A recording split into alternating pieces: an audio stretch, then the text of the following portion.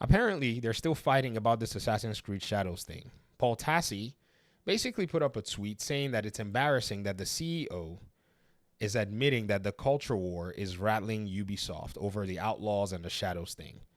I'm going to quote him and I'm going to give my opinion on this whole issue, and I'm going to show you guys something that's very interesting. He says it is embarrassing Ubisoft is admitting they're actually rattled by the culture war stuff over Outlaws and Shadows. Then he says Outlaws could have starred a guy who looks like Han Solo, and Shadows could have starred a guy who looks like Jin Sakai, and I do not think it would meaningfully change the fortunes of either of those games. Well, I'm glad you said you don't think it would do that, because you can't verify nor can you confirm. Only God could confirm an alternate reality, and you, Paul, nor I, nor anybody listening to this whole fiasco can ever affirm that position. It's all hindsight, being 2020. You guys heard my take on Assassin's Creed Shadows. I talked about how using a ethnocentric paradigm would have probably helped the developers, simply because we saw Ghost of Tsushima represent a Japanese male samurai. We saw Assassin's Creed Odyssey have a Greek male and female Mystios, in both cases. One Mystios, one cult member, but you could use either the male or female. We saw Eivor in Assassin's Creed Valhalla basically being representative of a male and female Viking. We also saw in Syndicate, you had Evie and Jacob Fry also being represented as two, characters from the same origin. I also said that Ubisoft must have broken a paradigm somewhere, and I'm glad I actually gave that caveat, because I haven't played all the Assassin's Creed game. Happened to be in Revelation, Ezio was somewhere in Turkey smoking people, apparently, which is, it's just something I accounted for in a sense, that it's likely that they would have done it. However, Ubisoft CEO making that statement is pretty much an admission of him knowing that people are suspicious of what's been going on in Ubisoft and calling it an agenda. But then again, it's also somewhat of a soft denial that there's no agenda there.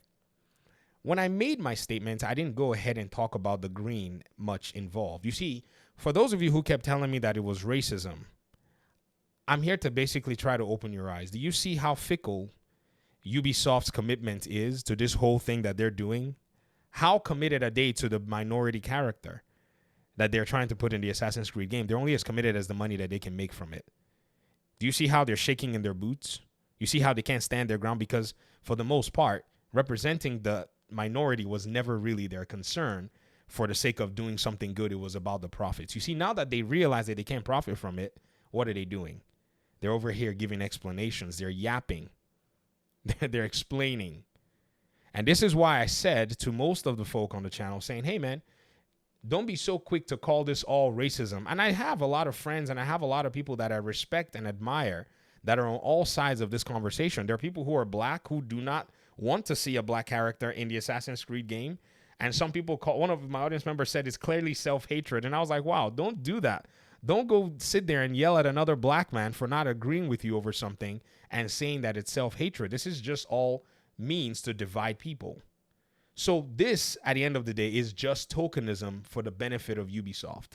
It is exactly what I read it as. I mean, I don't know how else I can read it, because again, I kind of dismissed the whole historical accuracy thing. I said, nah, it was just basically them breaking the chain. But again, the agenda is being, in a sense, translated in people's minds, having seen the pattern of things Ubisoft had been doing within their studios in the past few years.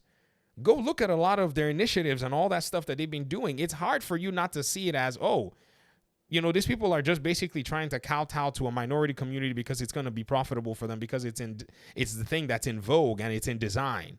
So that's why they want to do it.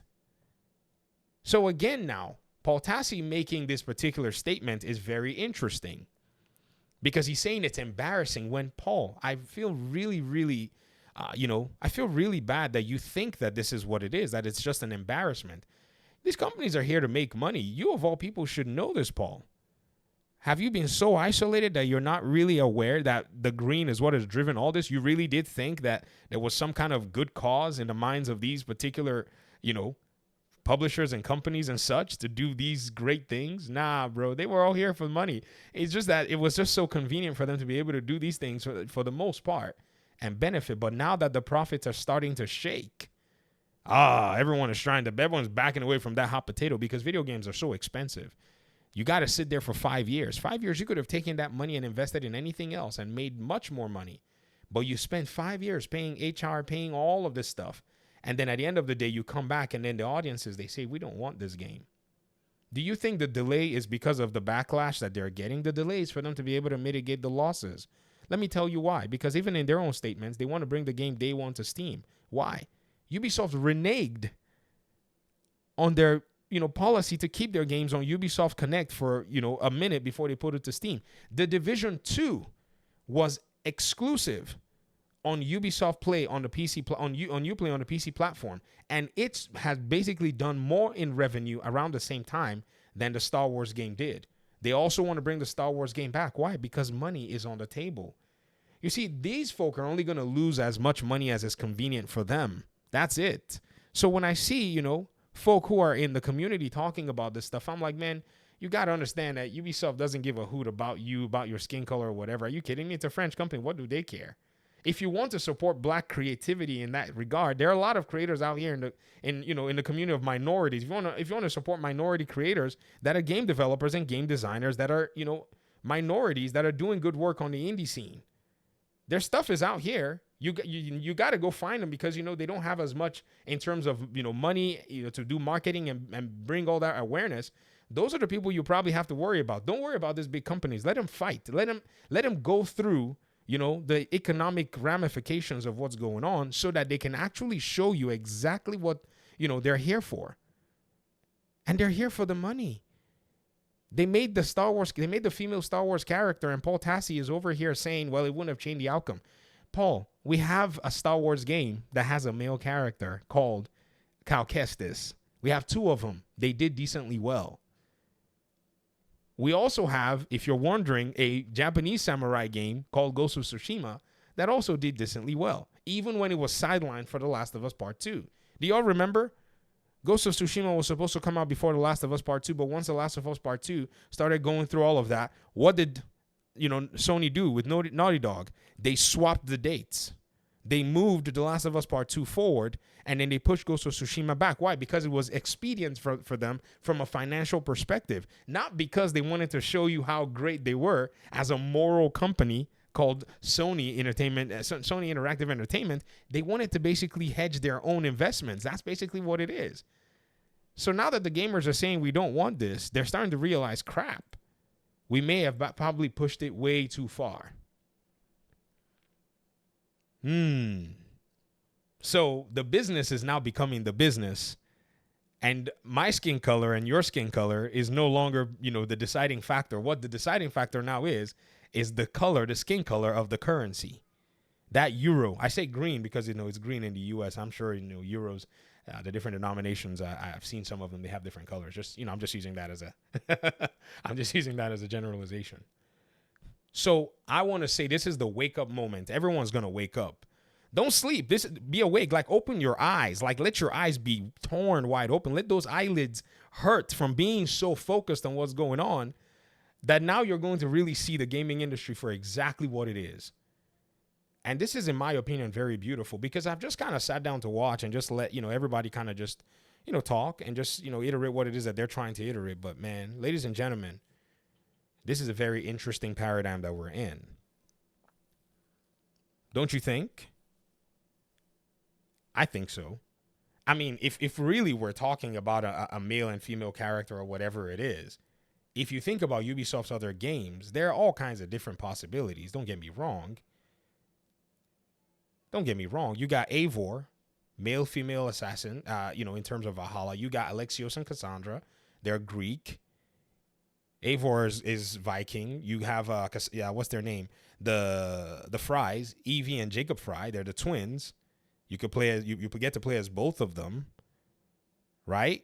So there are people on both sides of the conversation, both black and non-black, that would prefer to play a Japanese male character in a Japanese-based Assassin's Creed game. I, on the other hand, I don't care. Like I told you guys, I'm not an Assassin's Creed player. Doesn't bother me. I already played Ghost of Tsushima. I already got my Japanese Assassin's Creed fix, right? But I'm looking at this because there are people from all sides that have different opinions, and they are paying customers. And so rather than cause division, Ubisoft has realized that this customer base that it would have probably in its mind appealed to is just not existent enough to sell games to. So now the internal investigation, who knows what it's going to yield? Maybe it's just designed to kind of just calm, the rattling going on. And then eventually they're going to resume back to what it is that they're going to resume. But I think they're testing the waters and they're seeing that the number of people who are going to pay for this stuff, it's not really as much as the people who we thought were going to pay for this stuff. So here we go. We're going to watch it play out. So I'm going to leave you guys to this really cool Gotham Knights gameplay. I appreciate you guys' time and audience. Let me hear your thoughts in the comment section. This stuff is so much to unpack. I don't even know how much of it I can keep in one particular session. Thanks for watching. Peace out. What'd you just do?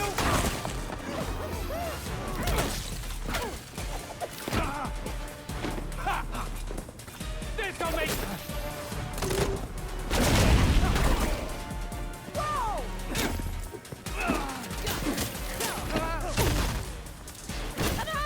Just a little more. Check this out.